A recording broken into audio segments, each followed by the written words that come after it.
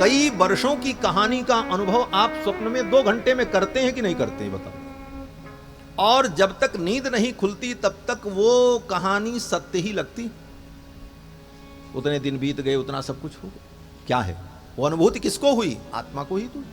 आत्मा को अगर वो अनुभूति न होती तो जागने के बाद व्यक्ति को स्वप्न का दृष्टांत, स्वप्न का दृश्य याद कैसे रहता? तो स्वप्न में परमात्मा 2 घंटे के अंदर आपको 20 वर्षों का अनुभव कराता है कि नहीं कराता? यही उदाहरण है इसी संसार में। 20 घंटे की जीवन की अनुभूति आपको 2 घंटे में सपने में हो जाती है। ये स्वाप्निक सृष्टि है। और जब तक नींद नहीं खुलती तब तक वो सत्य ही है। नींद खुलने के बाद वो लगता है सपना है। उसी तरह ये संसार में जो हम काल की अनुभूति कर रहे हैं, इतने वर्ष के हो गए, इतने हो गए, ये हो गया, वो हो गया, ये भी सब स्वप्नवत ही है। इसीलिए भगवान शंकर कहते हैं, उमा कहो मैं अनुभव अपना, सत हरि भजन जगत सब सपना। ये सपना। जिस दिन नींद खुलेगी उस दिन पता लगेगा, अरे ये तो कुछ था ही नहीं।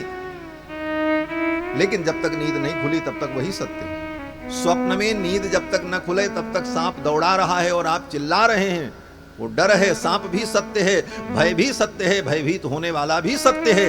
लेकिन जागने के बाद, बोले जागने के बाद न सांप सत्य है न भय सत्य है, केवल अनुभव करने वाली आत्मा ही सत्य रहती, बाकी सब असत्य। उसी प्रकार ये प्रपंच, ये जगत जब तक हम देखते हैं तब तक सत्य है। जिस दिन ये दिखना बंद हो जाए, हमारी आंखें बंद हो जाएं, शरीर संबंध छूट जाए आत्मा का, तो ये जगत भी स्वप्न ही है।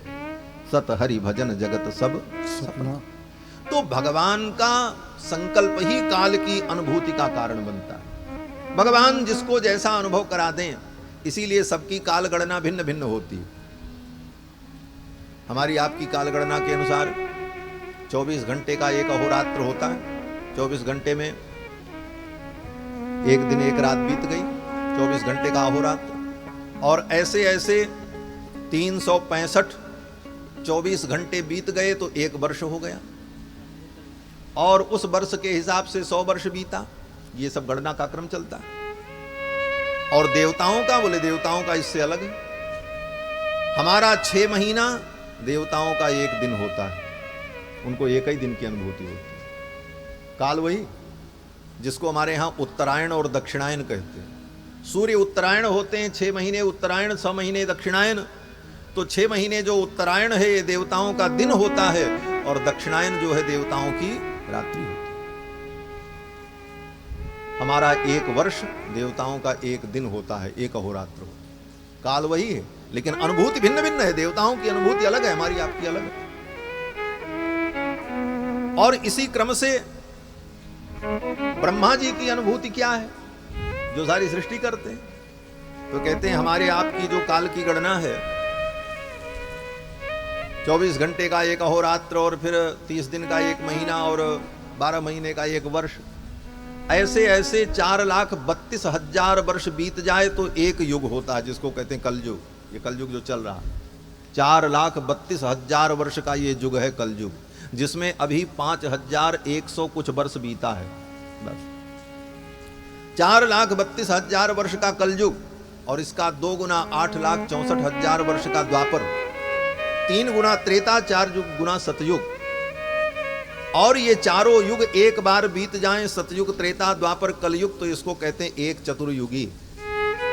और ऐसी ऐसी 1,000 चतुर्युगी जब बीत जाती है तब ब्रह्मा जी का 1 दिन होता है। चतुर्युग सहस्राणी ब्रह्मैक दिन मुच्यते, तब ब्रह्मा का 1 दिन होता। तो ये काल की अनुभूति भी भिन्न भिन्न होती। भगवान जिसको जैसा अनुभव करावे, तो भगवान केवल नेत्र खोलते हैं, सृष्टि उत्पन्न हो गई, मुस्कुराए, सृष्टि में चहल पहल पैदा हो गई, और आंखें बंद कर ली तो सब खत्म।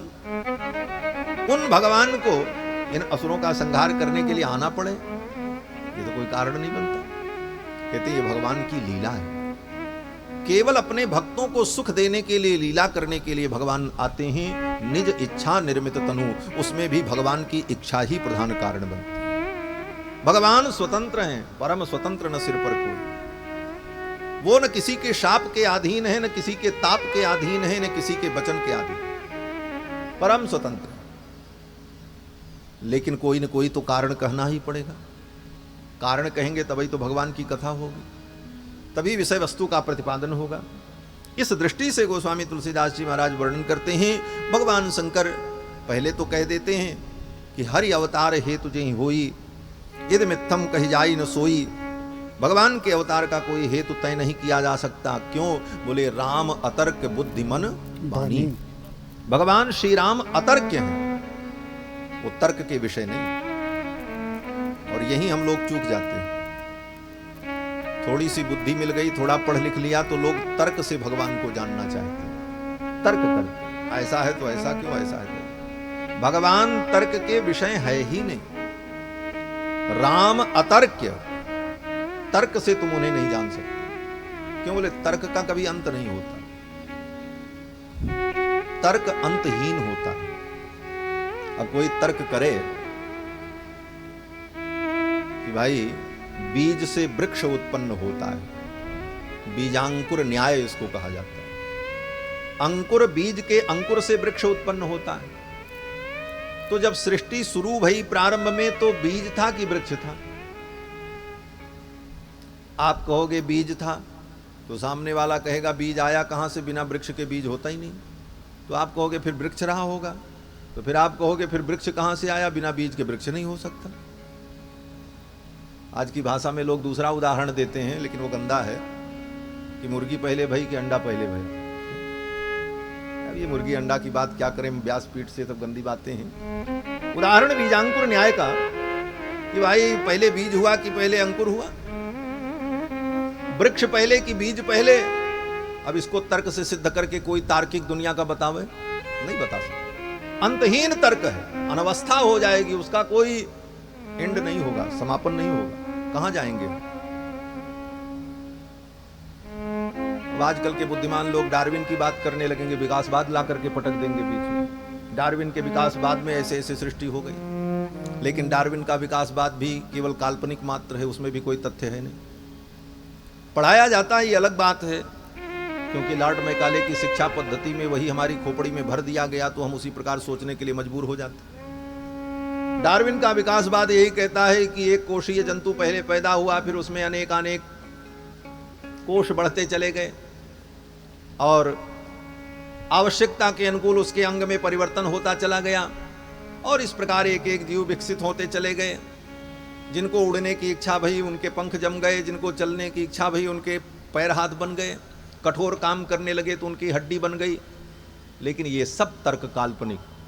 कठोर काम करने से हड्डी बन गई, तो जितने मजदूर दुनिया में मजदूरी करते हैं, पत्थर तोड़ते हैं, उनकी 2-4 हड्डी और बढ़ जानी चाहिए, क्यों नहीं बढ़ी? और बंगले में रहने वाले, एसी में रहने वाले, सुख भोगने वाले के पास हड्डी कैसे बची? तो कल्पनाहीन तर्क है, केवल कल्पना मात्र है डार्विन का सिद्धांत, समझ लेना। विकासवाद मूर्खतापूर्ण सिद्धांत। सृष्टि में विकासवाद है ही नहीं। उड़ने की इच्छा हुई इसलिए उनके पंख जम गए। उड़ने की इच्छा तो मनुष्यों को हजारों वर्ष से थी, लेकिन आज भी विमान से उड़ रहे हैं, अपने से नहीं उड़ पा रहे। क्यों नहीं पंख जम गए? कहते बंदर से विकसित होकर आदमी हो गए। कैसे विकास हुआ? बोले धीरे धीरे उनकी पूंछ घिस गई और मूंछ निकल आई, सब आदमी बन गए।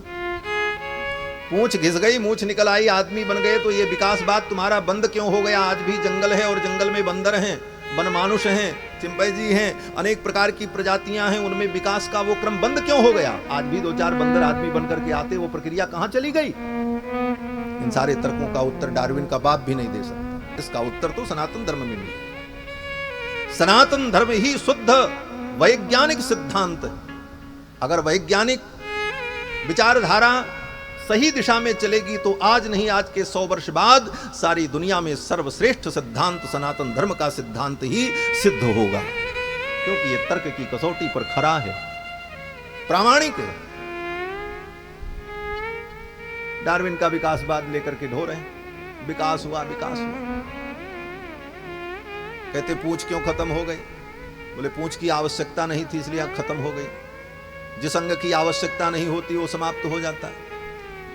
अच्छा, तो लोगों को गाय के सींग की आवश्यकता नहीं थी विदेशों में, तो सींग को आग से दाग दाग करके समाप्त करने लगे, लेकिन आज भी कोई नया बछड़ा पैदा हो तो सींग हो जाती है। सारे विदेशी कुत्तों की पूंछ काटते काटते थक गए, लेकिन उनकी पूंछ फिर पैदा ही होती है। अगला संतान पैदा होगी तो पूंछ होगी। क्या मूर्खतापूर्ण बातें। बंधुओं, विकासवाद भी डार्विन का मात्र काल्पनिक। भाषा के विकास में भी यही पढ़ा देते हैं लोग। हम लोगों ने भी पढ़ा है, कहते भाषा का पहले विकास हुआ, लोग बोलना नहीं जानते थे। फिर लोगों ने तय किया कि अमुक शब्द का ये नाम, अमुक वस्तु का ये नाम, अमुक वस्तु का ये नाम, और फिर धीरे धीरे भाषा में शब्द आए और फिर व्यवहार हुआ। तो भाषा के विकास के विषय में कहे, लेकिन मैं पूछना चाहता हूं कि अगर भाषा का किसी काल में विकास हुआ और लोगों ने भाषा बनाई, पहले बोल नहीं पाते थे, फिर भाषा का निर्माण हुआ, तो उस समय यह तय किया गया होगा इस पेड़ को आम कहो, इस पेड़ को इमली कहो। तो इस बात को किस भाषा में उन्होंने समझाया होगा? प्रश्न तो ये खड़ा होगा। क्योंकि आज भी कोई भाषा सीखने के लिए हमें दूसरी भाषा की जरूरत पड़ती है। हम अंग्रेजी भी सीखते हैं तो पहले अपनी मातृभाषा के माध्यम से सीखते हैं। दुनिया में कोई नई भाषा सीखने के लिए हमें किसी एक भाषा का पहले आश्रय लेना होगा, जो हमारी मातृभाषा होगी, जो जन्मजात होगी, तभी हम दूसरी भाषा सीख सकते हैं। तो सर्वप्रथम जब भाषा का विकास हुआ तो उस भाषा को बताने के लिए किस भाषा का प्रयोग किया गया, यह समस्या खड़ी हो जाए। इसलिए सब कुछ सनातन है। भगवान जब सृष्टि प्रारंभ करते हैं तो भगवान के संकल्प से ही ब्रह्मा जी को भाषा का बोध होता है। देवभाषा देववाणी संस्कृत अनादि वाणी है, और उसी वाणी में भगवान संपूर्ण ज्ञान, चारों वेदों का ज्ञान ब्रह्मा को प्रदान कर देते हैं। तेने ब्रह्म हृदय आदि कवये मुह्यन्ति यत्सूरयः। भागवत के प्रथम स्कंद में पहले अध्याय में पहले श्लोक में यही कहा कि ब्रह्मा जी को संपूर्ण ज्ञान भगवान चारों वेदों का देते हैं। चारों वेद क्या है? बोले चारों वेद ही संपूर्ण सृष्टि रूपी प्रोजेक्ट की फाइल है, जिसमें सब कुछ तय है, क्या होना है, कैसे होना, सारा विधान है। और वो ब्रह्मा जी को जब भगवान प्रदान कर देते हैं, तब ब्रह्मा जी तदनुकूल सृष्टि प्रारंभ करते हैं। यथा पूर्वमकल्पयत दिवंच पृथ्वीं चांतरिक्षमतो स्वः। उसी प्रकार अंतरिक्ष, पृथ्वी, जल, समुद्र आदि का सृजन ब्रह्मा जी करते। तो सब कुछ सनातन है, भाषा भी सनातन है, शब्द भी सनातन और नित्य है। बाद में और अपभ्रंश हो करके शब्द बने, भाषाएं बनी, लेकिन एक भाषा अनादि है, संस्कृत। और सृष्टि का ये क्रम ह्रासवाद की ओर जाता है, न कि विकासवाद की ओर। जब सृष्टि प्रारंभ हुई तब विकासवाद था, तब विकास था, बाद में ह्रास हो गया। ब्रह्मा जी जब सृष्टि करते हैं तो ब्रह्मा जी की सृष्टि में जो विलक्षणता होती है, उनके पुत्रों की सृष्टि में वो विलक्षणता नहीं होती। फिर उनके पुत्रों के द्वारा जो सृष्टि आगे बढ़ती, उसमें वो विलक्षणता नहीं होती। तो सृष्टि में उत्तरोत्तर ह्रास होता है, विकास नहीं होता। ये सिद्धांत सनातन सिद्धांत, और यही आज हम देख रहे हैं। हमारे पूर्वजों की में जो विशेषता थी, जो दिव्यता थी, जो विलक्षणता थी, वो आज नहीं है, और जो आज है वो आगे नहीं रहेगी।